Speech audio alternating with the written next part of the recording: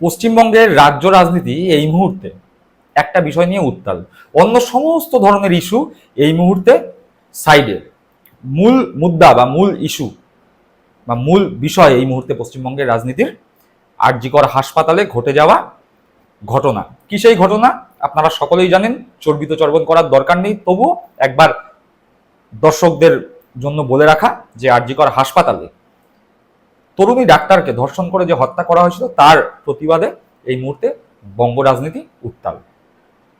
এই হত্যার প্রতিবাদে বিশেষ করে বিরোধী যারা আছে সিপিএম এবং বিজেপি, এই যে আন্দোলন হচ্ছে, এই নারকীয় এবং পাশবিক ঘটনার বিরুদ্ধে যে আন্দোলন হচ্ছে, সেই আন্দোলনের কে দখল নেবে এই নিয়ে বিজেপি এবং সিপিএম এর মধ্যে বেশ ভালো টানাপোড়েন চলছে। আমরা সবাই দেখেছি যে 14ই আগস্ট গোটা পশ্চিমবঙ্গ ব্যাপী, পশ্চিমবঙ্গের আনাচে কানাচে, পাড়ায় পাড়ায়, গলিতে গলিতে রাত দখল অভিযান হয়েছে। সাধারণ মানুষের স্বতঃস্ফূর্ত অংশগ্রহণের মাধ্যমে সেই আন্দোলন পশ্চিমবঙ্গ তো অবশ্যই গোটা ভারতবর্ষে একটি দৃষ্টান্ত স্থাপন করেছিল। কিন্তু যত দিন গেছে এই আন্দোলন কোথাও গিয়ে সাধারণ মানুষের আন্দোলন থেকে রাজনৈতিক আন্দোলনের রূপ ধারণ করেছে।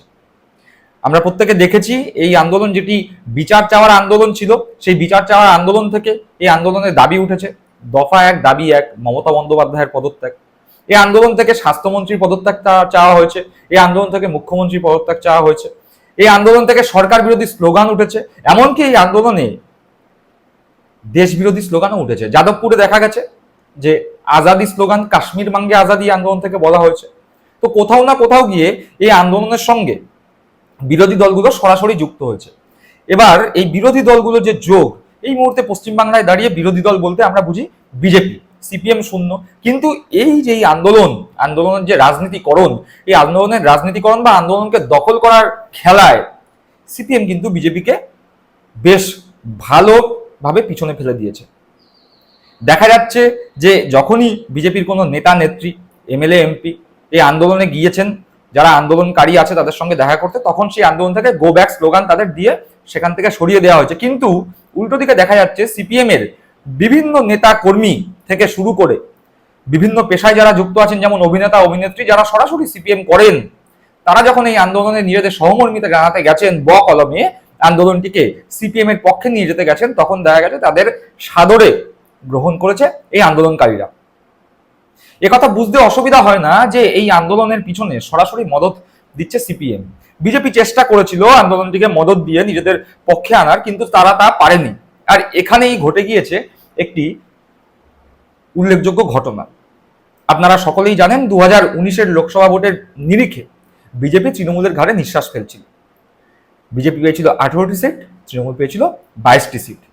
এবং তার পরবর্তীতে 2021 সালে যখন বিধানসভা নির্বাচন হয়, তখন বিজেপি পশ্চিমবঙ্গে 77টি আসন পায়। কংগ্রেস এবং সিপিএম শূন্য হয়ে যায়, তৃণমূল কংগ্রেস ক্ষমতায় আসে। এই যে টোটাল বিজেপির উত্থান, লোকসভা ভোট হোক কি বিধানসভা ভোট হোক, সেই উত্থানের পিছনে মূল কাণ্ডারি হিসাবে ধরা হয় দিলীপ ঘোষকে। দিলীপ ঘোষ সেই সময়কার বিজেপির রাজ্য সভাপতি ছিলেন।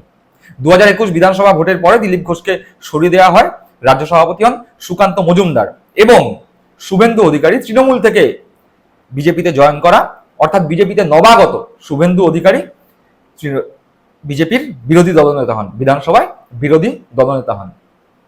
তারপরে শুভেন্দু অধিকারী এবং সুকান্ত মজুমদারের নেতৃত্বে বিজেপি পঞ্চায়েত ভোট, পৌরসভা ভোট এবং 2024-এ হয়ে যায় লোকসভা ভোটে লড়াই করে। সেই লড়াইয়ে বিজেপির মুখ থুবড়ে পড়ার মতো অবস্থা। 18টি সিট থেকে সরাসরি অধঃপতন হয় 12টি সিট। ফলে সুকান্ত মজুমদার বা শুভেন্দু অধিকারী গোটা বাংলাব্যাপী বিজেপির যে হাওয়া ছিল দিলীপ ঘোষের আমলে, সেই হাওয়া নিজেদের পক্ষে টানতে খুব একটা সক্ষম হননি। আর এই আবহে, অর্থাৎ এই যে আর.জি. কর আবহ, এই আর.জি. কর আবহেও এই যে ডাক্তারদের আন্দোলন, সেই আন্দোলন থেকে খুব একটা লাভ বিজেপি কিন্তু তুলতে পারেনি, বরং সেই লাভের গুড় পিঁপড়ের মতো সিপিএম খেয়ে চলে গেছে বা চলে যাচ্ছে। সেক্ষেত্রে এই আন্দোলনের মুখ যেদিকে এগিয়েছে, অর্থাৎ রাজনৈতিক মুখ হয়েছে এই আন্দোলনটি, সেই আন্দোলন থেকে বিজেপি কিন্তু পলিটিক্যালি কোনো রকম লাভ এখনো পর্যন্ত করতে পারেনি। রাজনীতি মহলে সেই গুঞ্জনই শোনা যাচ্ছে। আর এই আবহেই হচ্ছে 6টি বিধানসভায় উপনির্বাচন। এবার যদি আপনারা দেখেন লোকসভা ভোটের নিরিখে, অর্জুন সিং তৃণমূল থেকে ভোটে টিকিট না পেয়ে বিজেপিতে যোগদান করেছিল। তাপস রায় লোকসভা ভোটে দাঁড়ানোর ইচ্ছা ছিল, টিকিট পাননি, বিজেপিতে যোগদান করেছিলেন। আবার দিলীপ ঘোষ নিজের যে সিট থেকে তিনি সাংসদ ছিলেন সেই সিটে দাঁড়াতে না পেরে বর্ধমানে এসেছিলেন দাঁড়াতে, সেখানে তিনি পরাজিত হন।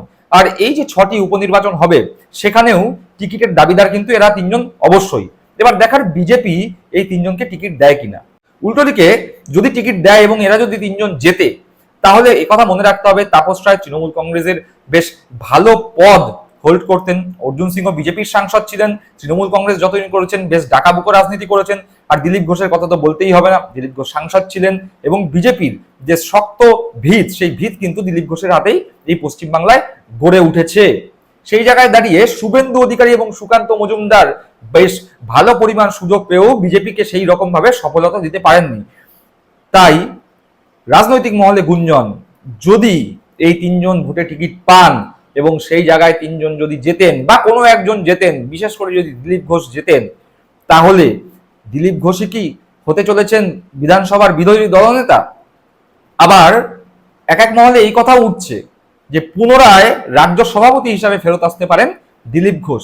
সেক্ষেত্রে শুভেন্দু অধিকারীর রাজ্য সভাপতি হওয়ার স্বপ্নও কিন্তু জলে ডুবে যাবে। আবার তার বিরোধী দলনেতার পদটিও কিন্তু বেশ নড়বড়ে অবস্থায় রয়েছে।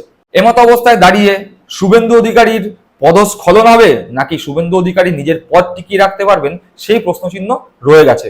তবে বিজেপির ছোট থেকে বড়, সমর্থক থেকে সরাসরি যারা বিজেপি করেন, প্রত্যেকের মনে একটা প্রশ্ন কিন্তু উকিঝুঁকি বারবার মেরেছে। শুভেন্দু অধিকারী তো শক্ত ভিতের ওপর দাঁড়ানো অবস্থায় বিজেপিকে পেয়েছিলেন, তারপরেও কেন সেইভাবে শুভেন্দু সুকান্ত জুটি বিজেপিকে সফলতা দিতে পারলেন না, যেখানে দিলীপ ঘোষ গোটা বাংলায় ঘুরে ঘুরে নিজের হাতে সংগঠন করে যে সফলতা বিজেপিকে দিয়েছিলেন, সেই সফলতার ধারে কাছেও শুভেন্দু সুকান্ত জুটি পৌঁছতে পারেনি। উল্টে বিজেপির অধঃপতন হয়েছে।